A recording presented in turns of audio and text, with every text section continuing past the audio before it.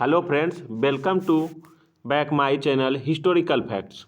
आज हम ALP CBT 1 result के बारे में चर्चा करेंगे और एएलपी सीबीटी 2 के एग्ज़ाम डेट में क्या कोई बदलाव होगा या वही समय पे एग्ज़ाम होगा, इस बारे में भी बात करेंगे।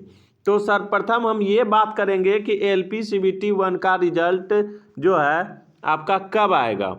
तो एएलपी सीबीटी 1 का रिजल्ट अभी आपका 1 से 2 दिन नहीं आएगा।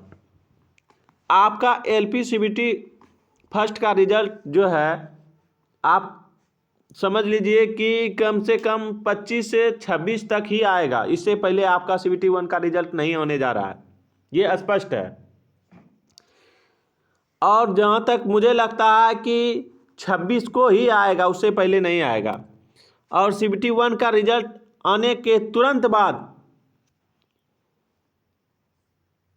आरपीएफ का एग्ज़ाम चालू हो जाएगा, उसके बाद ही आपका सीबीटी 2 कंडक्ट कराया जाएगा।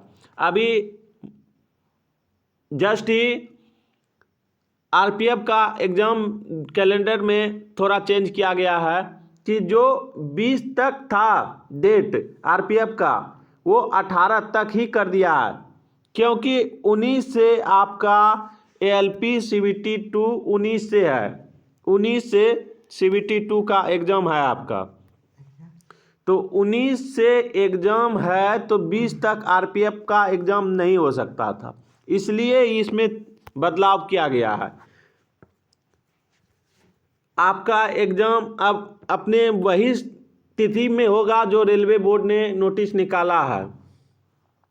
और ये भी बात है कि जिन स्टूडेंट का सीबीटी 2 होगा वो उसी जोन में होगा जहाँ पे उसने फॉर्म को अप्लाई किया था। मान लीजिए आप कोई अजमेर जोन अगर अप्लाई करते हैं तो आपको अजमेर जोन में ही जाके एग्ज़ाम देना होगा।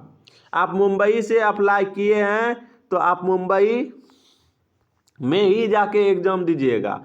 आप बेंगलोर जोन से हैं तो बेंगलोर में ही जाके एग्ज़ाम देना होगा। आप अहमदाबाद से हैं तो अहमदाबाद, आप यानी कि जिस जोन में से अप्लाई किए हैं उसी जोन में आपको जाके एग्ज़ाम देना होगा। और एएलपी सीबीटी 2 एग्ज़ाम डेट में कोई बदलाव नहीं होने जा रहा है, आपका वही एग्ज़ाम होगा जो डेट निकाला है, उसमें कोई बदलाव नहीं है। और जैसा कि आप लोग देख चुके हैं कि रेलवे नोटिस निकाल चुकी है, आप देख रहे हैं यहाँ नोटिस दिया हुआ है।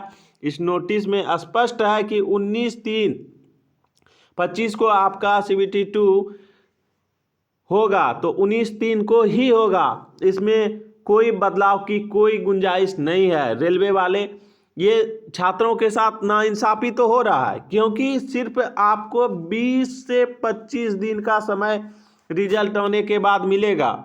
20 से 25 दिन में आपको तैयारी करनी है और एग्ज़ाम देना है, और एग्ज़ाम वहीं जाके देना है। उसी में आपका 2 से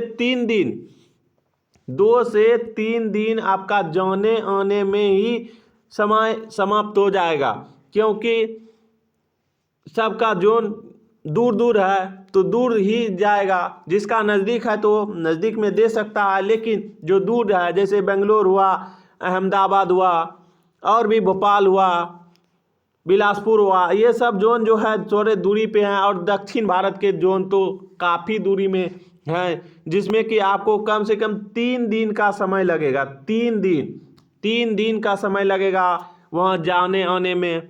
ये छात्रों के लिए भी एक समस्या है। 3 दिन तो उसी में समाप्त हो रहा है।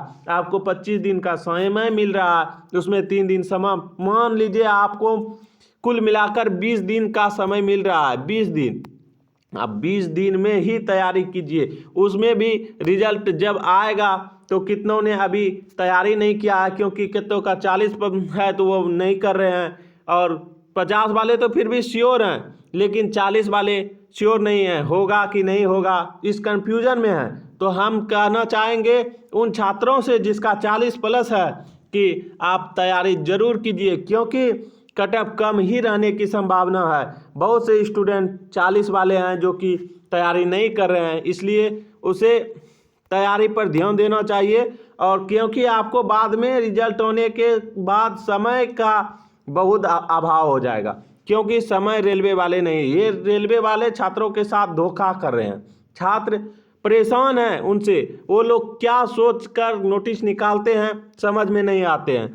नोटिस निकाल दिए हैं, अब लग रहा है सो गए हैं। कुछ पता ही नहीं है कि कब रिजल्ट देगा नहीं देगा। कुछ नोटिस में ये लिख दिया है कि नोटिस शॉर्टली रिजल्ट शॉर्टली का मतलब क्या होता है? 1 से 2 दिन, यहाँ 3 से 4 दिन बीत चुके हैं लेकिन अभी तक रिजल्ट का कुछ पता नहीं है। इसका मतलब क्या है? छात्र क्या करे? यही सब बात आप लोगों के बीच आके कहना था। अब आप लोग अपना बात कमेंट में बोल सकते हैं, फिर हम आगे रिजल्ट के बारे के अपडेट बताएंगे। Thank you for watching video, like and subscribe video.